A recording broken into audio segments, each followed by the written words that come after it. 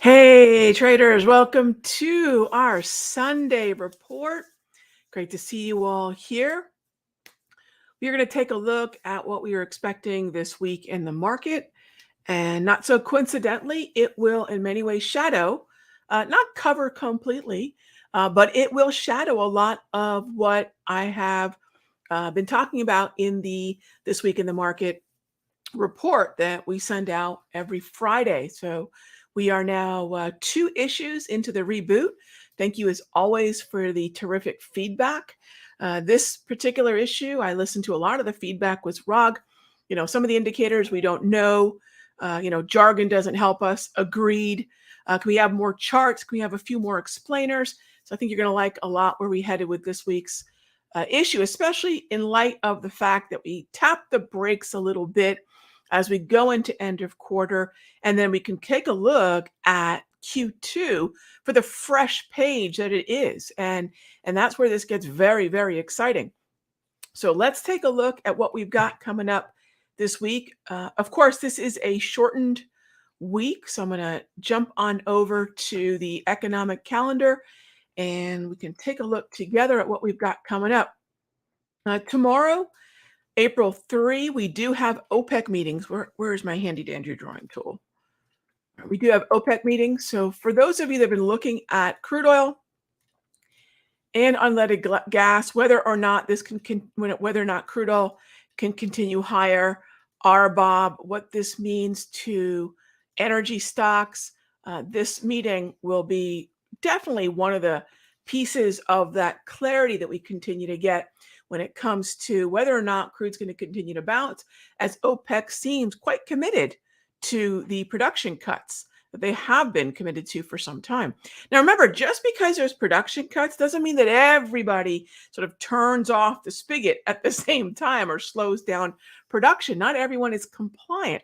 So it's more along the lines of, to what degree do we see compliance, and are the Saudis and Russians agreeing on where they're wanting production to be, where they're wanting price to be. So it's going to be pretty interesting. All right, we move into the ISM manufacturing PMI. That's going to, if we're thinking about the different categories of macroeconomics, this is going to land under the category of inflation. All right, so this is going to be in that inflation category.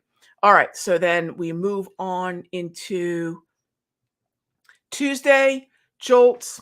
Jobs are, of course, one of those important macroeconomic pillars. We move into Wednesday, ADP non-farm payroll change. This begins that countdown to the non-farm payroll change. A couple things to keep in mind when we go into non-farm, and I'll probably dive into this in this Week in the Market issue. By the way, we are right now, so like I said, we're in the middle of a reboot for the newsletter, and the dashboard's in process of being updated, and we'll get that trial offer out again. I know for now, as we're rebooting everything, the trial isn't there, but as soon as that $7 trial to check out the newsletter is available again, I will absolutely let you all know. All right, so then, and I will be covering a little bit of what NFP has meant to this upcoming earnings season. We're going to be diving into earnings season in less than 2 weeks. So ADP starts that countdown to non-farm. Here's another ISM number, another inflation gauge. After OPEC, crude oil inventories coming out Wednesday at 10:30. All right, this brings us to Thursday. Weekly unemployment claims. There we go. Natty gas storage. Natty gas, which continues to head lower in a significant downtrend. And then we've got the non-farm on Friday. Now, this is unusual, and I'm going to double check because I can't recall the last time the markets were closed. And when I say the markets, I think it's an NYSE bank holiday, but I'll have to double check what the CME is doing. So this is going to be an interesting Friday non-farm payroll. I don't believe it's an important one, to be quite frank. It's not as important as we kind of think it will be. Obviously, as we go into May, so the futures are open. I think the NYSE is closed, but that's a quirky release because the stock market will be closed, and yet here we have a significant release on Friday.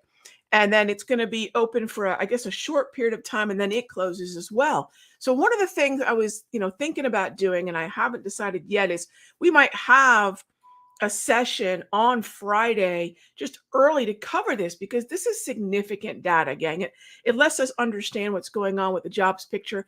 And then we're going to have sort of a hyper exaggerated reaction to this come Sunday's open and Monday when the cash market's open again. So very unusual, um, you know, uh, release. I mean, it would have made a lot of sense, quite frankly, considering the holiday.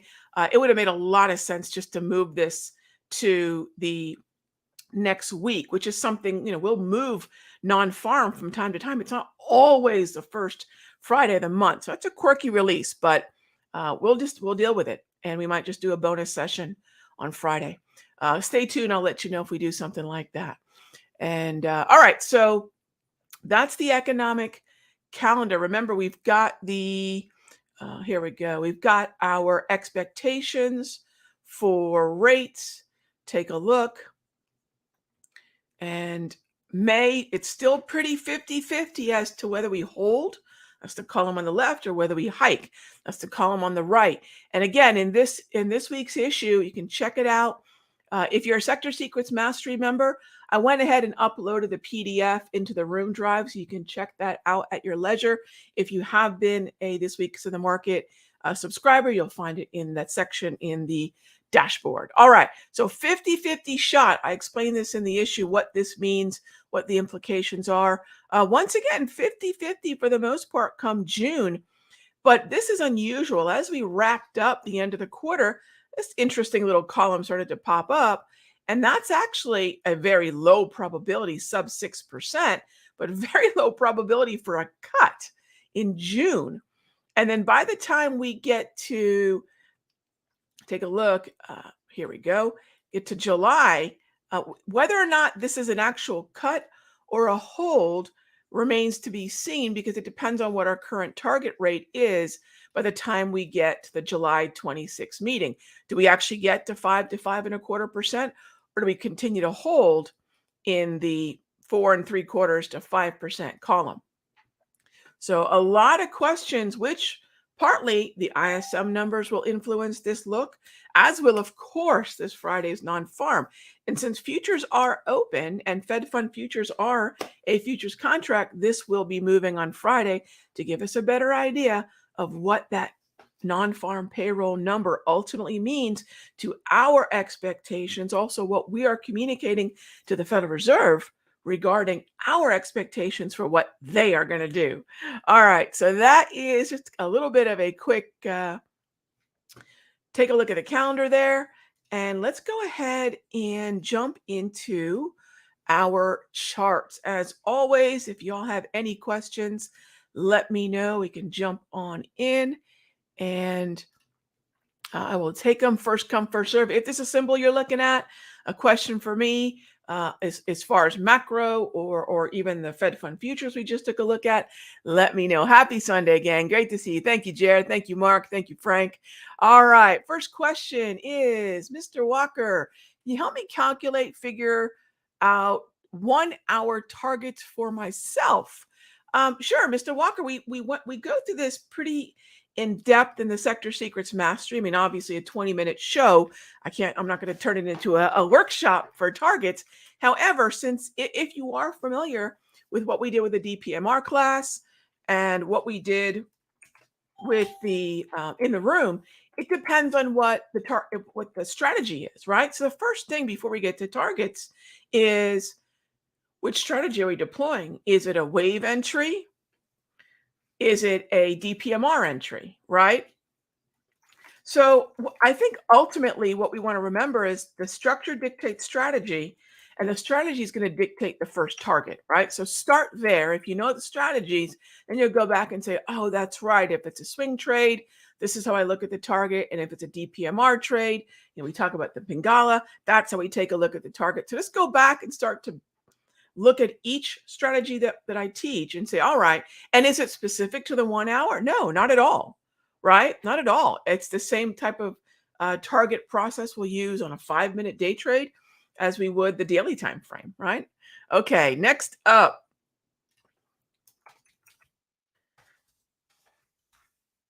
is Yee Yee.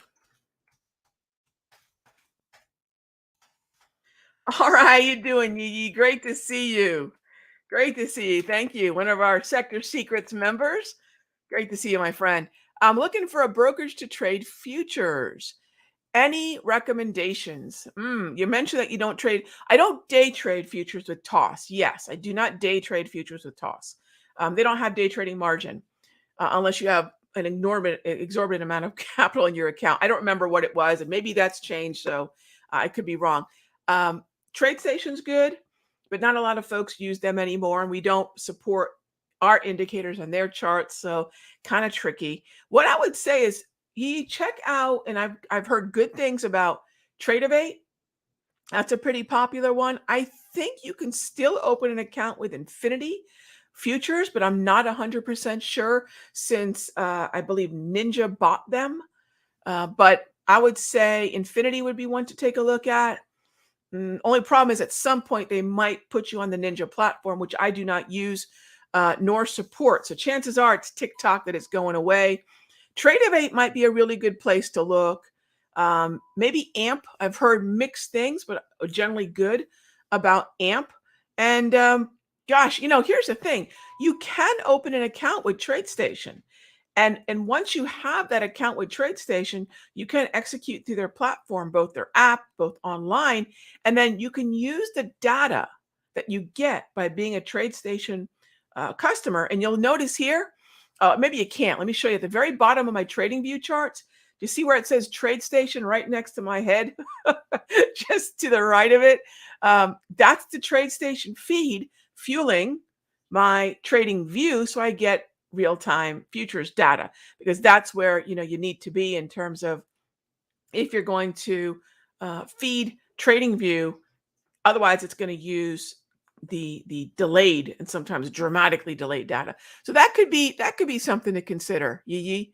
Yeah, and if I think of anything else, yeah, just ask me in the room, but that's what's coming off the top of my head. Yeah, and then if you're going to swing trade, overnight exposure, toss is fine, TradeStation's fine, Infinity, etc. All that's fine. It's just the day trading where I typically do not recommend toss. So, and that's mostly from feedback from members. Most of what I'll communicate is, obviously firsthand knowledge, but also feedback from members. All right, next up. Hey there, John. What do I see for Tesla day trading on Monday? John, it's Sunday night. I have no idea. I'll have to wait until the bell. And so, two things I could look at. I can look at Tesla on the 1 hour, which would not be a day trade, right? And I hope you understand, if I'm going to day trade, say 9:30, I got to see what the mood of the market was from 7 to 9, maybe 9 to 9:30, what the bell looks like, the clearing range, what kind of structure are we inheriting on the bell. So I can't at this point in the market say, okay, this is what we're going to do come 9:30, right? However, that said, obviously Tesla had a heck of a day on Friday, which frankly seems a little overdone. And my concern is that we're likely going, now this is more longer term, right? This is not a day trade question. So my concern is we might hit that 200 propulsion, right? We might hit our DPMR, which is going to be the same DPMR we'll see on the 1 hour. So we might run into that DPMR resistance, right? I know everyone sees this giant candle, thinks, oh my gosh, we're going to follow through. Chances are on Monday morning, there's a pretty good chance we could, because what happens, as the old saying goes, don't fade Fridays. And I would say don't fade any close, because as we go into, say, the first. So, John, this is where, if I'm just sort of using general psychology, from 9:30 to 10 during the clearing range, and from 9:30 to 10:30 Eastern during what's known as the initial balance range, I would not be surprised to see, especially during that first 30 minutes, a little bit of follow through from the strength that we saw on Friday. But again, those are big, big, big. It's kind of a hypothesis, right?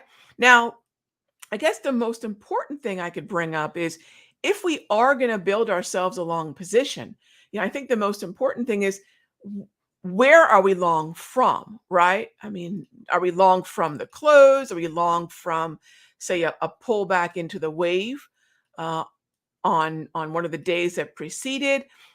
Where are we long from? Because that's a lot. That's a lot of how much risk can we tolerate come Monday's open as well. So to me, it goes right back to the risk part of the equation in my head. So thank you for the question, John. All right, next question is any suggestions for a retirement count? Regarding what? That's a huge question for a 30-minute show. Any suggestions for a retire? Well, yeah, patience, long-term time horizon, and longer time frames. I mean, that's always what I'm going to emphasize. In fact, I think it's Wednesday. Actually, it's this Wednesday as part of the DPMR masterclass. We've got our longer term portfolio bonus session, which is going to be, I think, 90 minutes or 2 hours. I can't recall. We're going to walk through that.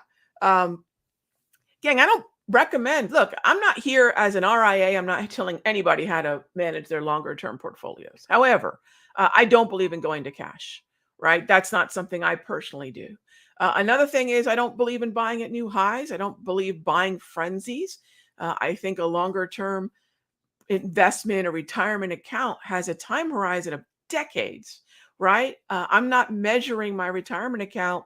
Sometimes I don't look at it, but every quarter, right? The only reason I might look back on charts a little bit more frequently is if I'm looking for opportunities to build longer term positions. So I might open up say a weekly time frame of, for example, the XLK. I love ETFs and things like that in my retirement account. Or I might open up something like that and ask myself, all right, where can I build a long position? Well, for example, in the Sector Secrets Mastery, once a week, we have a longer term position session.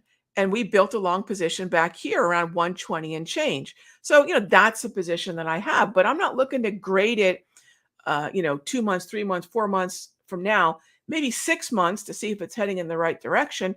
And then I'm going to kind of leave it be as much as I can. So I think patience is the best thing that I can recommend. All right. Next up is what are my thoughts on TGT? Hey there, Patrick. All right. So here we have let's make sure I'm on the daily. I am. All right, here we have a neutral market coming off the daily price movement range, right? And we're hitting the top end of the DPMR, which is resistance. In the context of resistance, context of a chop, this is resistance. The 200 propulsion is also resistance. And I'll tell you what, if we cannot find bullish momentum on this daily time frame taking us through the midline. This is the midline of the stochastic, gang, right there. If we can't find some momentum through there, we may not get more bullish momentum from where we are right now. So I'd be really careful about more upside on target. And again, much like Tesla, if we see more upside, it might be during the open, say 9:30 to 10, maybe out to 10:30. We might see some morning follow through as traders who say maybe missed Friday's rally say to themselves, "Oh my gosh, I missed it." They put in the orders after the close on Friday, and those get executed Monday morning. So we might see a little bit of follow through. Okay, so that's an interesting zone that we're in right there at the daily price movement range. And by the way, a little bit of housekeeping for my DPMR users out there who just took the DPMR masterclass. We have brand new DPMRs, and for my HPMR users, we just had the new run of the volatility data, and we have our fresh packs in the indicator section. So if you're a DPMR user and or HPMR, check it out. Brand new packs were released, I think, Tuesday of last week. So if you haven't updated yet, please do. All right, next up is Netflix. Okay. All right, taking a look at Netflix. The Friday session, pretty much finished what Monday, Tuesday, Wednesday, Thursday, and Friday did. Gang, this is the multi down in here. I really should have given it a better name, and maybe someday I will, but that's the multi down there. It's a multi-trend. It's a multiple session, multiple candle look back at the structure of the market. And we do so in a very simple traffic light way. Green is bullish. That's all there is to it. Okay, we have bullish momentum, which is the top row, and we have a bullish trend, which is the bottom row. There's actually two rows of colors here, as you can see. So top row, bottom row. All right, so we have green, green. That means all week long, the multi says all you're allowed to do is buy. Having that kind of directional bias is really powerful, right? Really, really, really powerful. And so when I look at Netflix, if I want to keep a nimble yet uptrending time frame on my radar, keep an eye on the 1 hour, right? Now, in the meanwhile, do I have a setup on the daily? I don't have a setup on the daily. I can use many of the same zones like the DPMRs on the 1 hour, but I don't have the structure that I want on the daily, which reminds us, if I'm going to be focusing on a 1 hour, I have a slightly shorter time horizon, and I can actually buy near dated options. So there's some adjustments when we're using the DPMR and the hourly versus the daily, and that would be one of them. All right, the next question is coin. Sure. All right. Coin, I'm really not interested in, gang. Look, when you're in a massive quantitative easing environment, things like BTC are going to do well. And I can't look at coin without thinking of BTC. I'm not in any way a BTC bear. I've owned BTC since 2016. So it's been a minute. I am a hodler, diamond hands, but I've got diamond hands from a very, very, very, very good entry. So it's different to sit, say, in 2016 with an average cost of what 2016 was able to. I'm not saying the price. I sound like a jerk when I talk about what my average cost of Bitcoin is. What I'm saying is, depending on where you're in it from, this view of coin and Bitcoin is going to be very different. Let's look at it from a technical perspective, right? Because where we are from a position perspective is individual to each one of us. However, as long as we're trading below the 200, we are on the bearish side of the equator. And as long as that's the case, it's generally speaking going to bounce around. But chances are when we get back to 200, trying to find follow through there has been very difficult. I mean, we're up off the lows and we're no longer in the downtrend that we were at the end of 2022, but it's clearly not something that I'm super bullish longer term. North of the 200, that would be a different conversation. All right, so unlike Netflix, coin, I might keep it on the back burner. All right, so when we get to NVIDIA, very much the conversation we were having with Netflix, where we have strength going into the close on Friday. But unlike Netflix, NVIDIA, we've had a lot of strength in semis. NVIDIA has been in fuego. So take a look at NVIDIA, green trend on the daily, green trend on the 1 hour. It opens up the door to mean reversions to the 34 EMA wave like that, right? It also opens up buys at the DPMR and also reminds us that it is buys only, long calls, long stock, bullish only, right? So when I say buys, I mean bullish only, right? In terms of what we're allowed to do. That's what the multi gives us such confidence to do, right? So let me give you another example. See this move here on the 1 hour where a lot of traders might have got hoodwinked into shorts through this area in here? Let me show you something. The multi-trend absolutely kept us out of trouble. What did it do? Well, the trend that preceded was up. So I'm going to have a minorly bullish outlook. My head's in the way. Hang on. Let me get rid of my face so you can see the chart. There we go. There we go. Do you see this right in here? Bullish. And then it went neutral.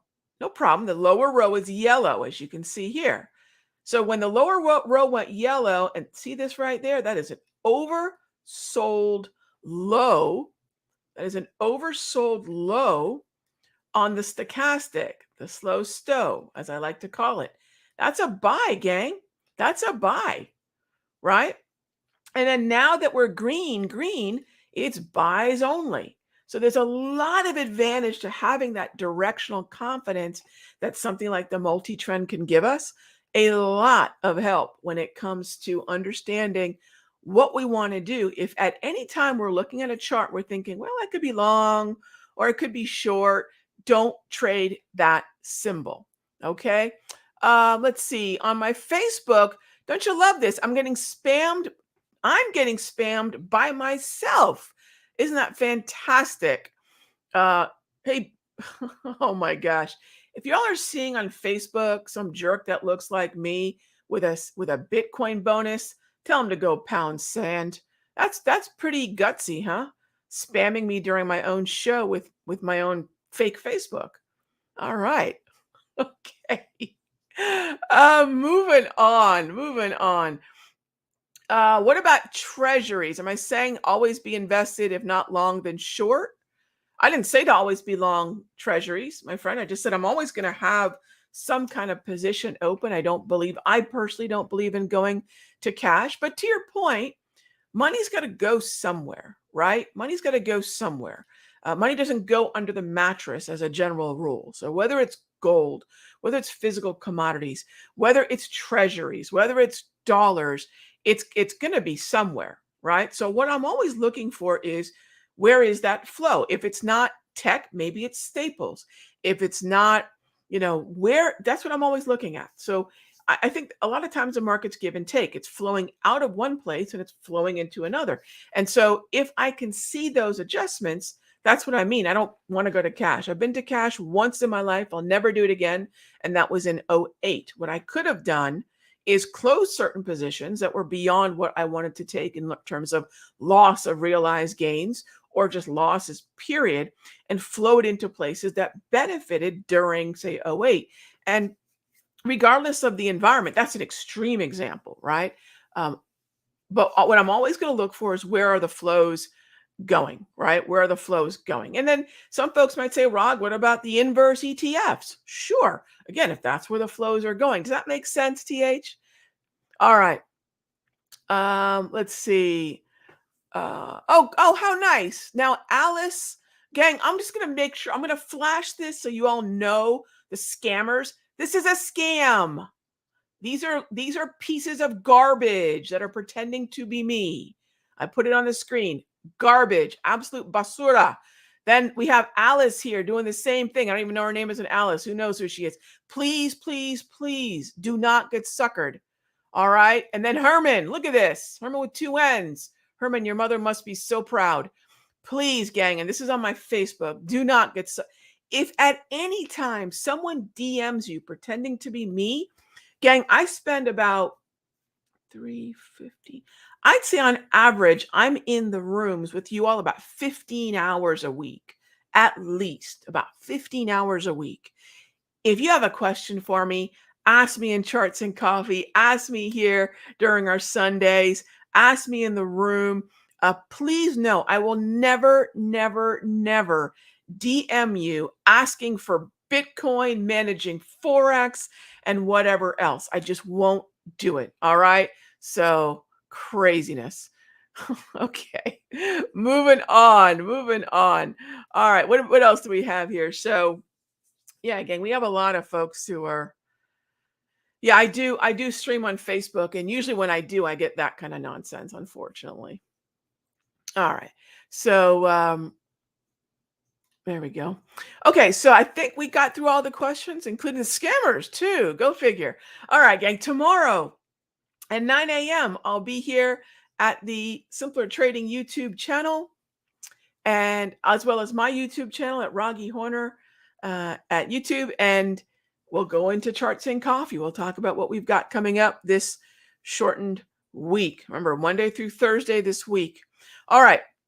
So as always, gang, thank you so much for being a part of our Sunday show. I'm going to rename this show Likely This Week in the Market to reflect the report that I put out every Friday. Again, if you're a Sector Secrets Mastery member, check it out. It's in the Room Drive. I'll probably this will probably be the last week I have to do that. You'll be able to access that right from the major dashboard and go to this week in the market. You've already been given access to that section of simpler trading. And I'm hoping sometime this week, gang, when we have the trial running again, y'all can check that out and see if it's something that's going to help you with your trading. All right, gang. Okay, as always, thank you so much for your time. Thank you so much for the questions. I'll see you tomorrow.